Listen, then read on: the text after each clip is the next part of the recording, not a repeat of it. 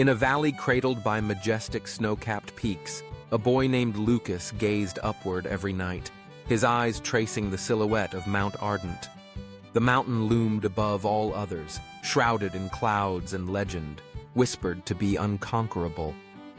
For Lucas, it was more than stone and ice. It was a promise, a challenge, and a dream. From his earliest days, he felt the pull of the summit, imagining what the world might look like from its heights. Yet the path to such dreams was never easy. In the village below, Lucas was known for his small stature and slender limbs. When he joined the other children in games, he was often left behind, unable to outrun or outlift his peers. Their laughter echoed, sharp and unkind. "You'll never climb Ardent," they teased. "You don't have the strength." At first, their words stung deeply, weighing on his heart like stones. But Lucas found comfort in quiet moments, whispering to himself, "Strength is more than muscles. One day, I will prove it." These words became his shield, something to hold on to when the world seemed intent on reminding him of his limits. As Lucas grew, his fascination with the mountain only intensified. He studied its slopes, watched how shadows danced across its ridges at sunset, and listened to tales from old villagers who spoke of failed attempts, fierce storms, and the spirits said to guard the summit. By 16, his resolve had hardened. He packed what little he could carry, a loaf of bread, a flask of water, and the unwavering hope that had grown within him year after year. The morning of his first climb dawned cold and clear. Lucas set out alone, his breath visible in the chill air, each step a silent defiance of doubt.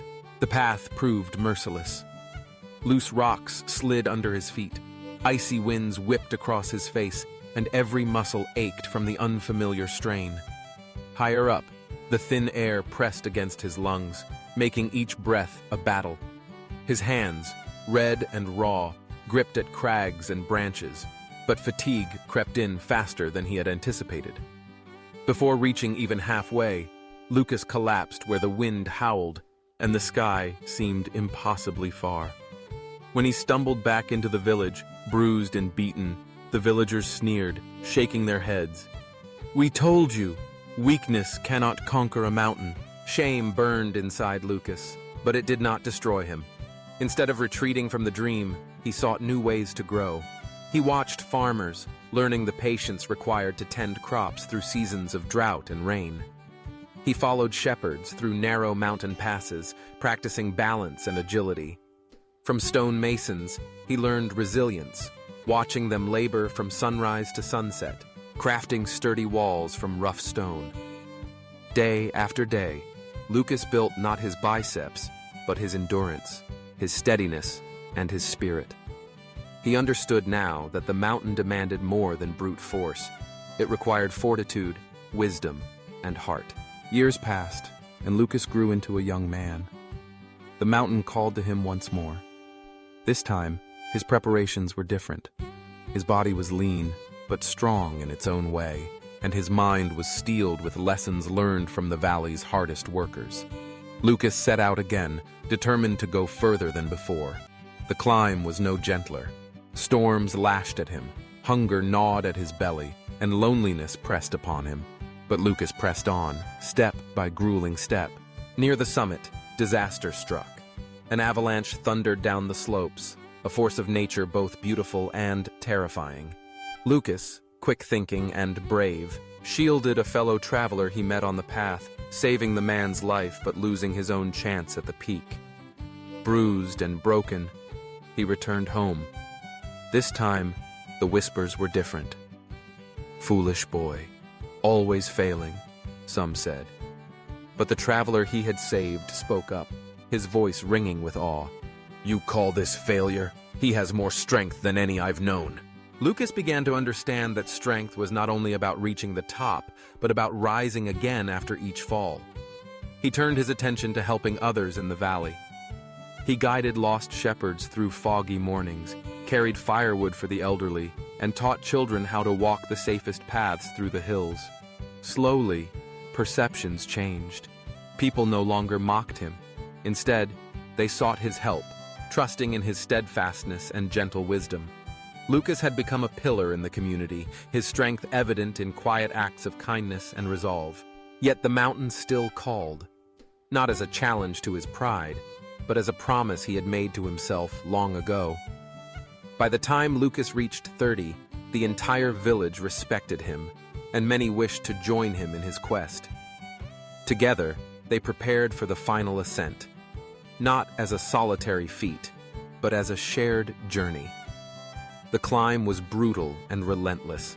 Storms battered them, hunger threatened their resolve, and cliffs loomed impossibly steep. Some wanted to turn back, fear and fatigue whispering in their ears. But Lucas, ever the steady voice of hope, reminded them, strength is not in never falling, but in carrying on when all seems lost. Step by step, arm in arm, they pressed forward.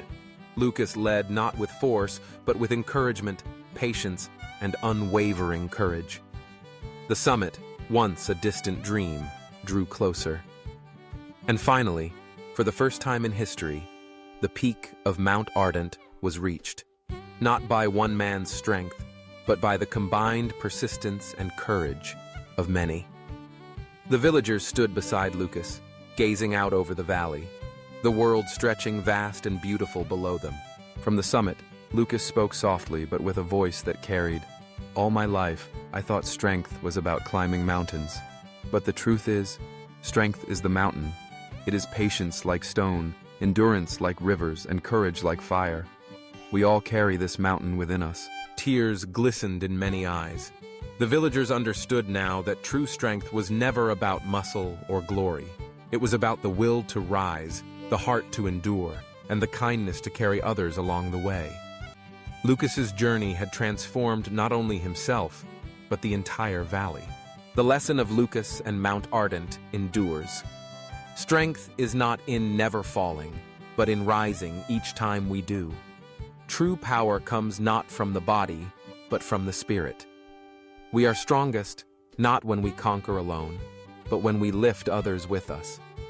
Lucas's mountain lives in all of us. Whenever you doubt yourself, remember, you carry a mountain inside, and you are stronger than you think.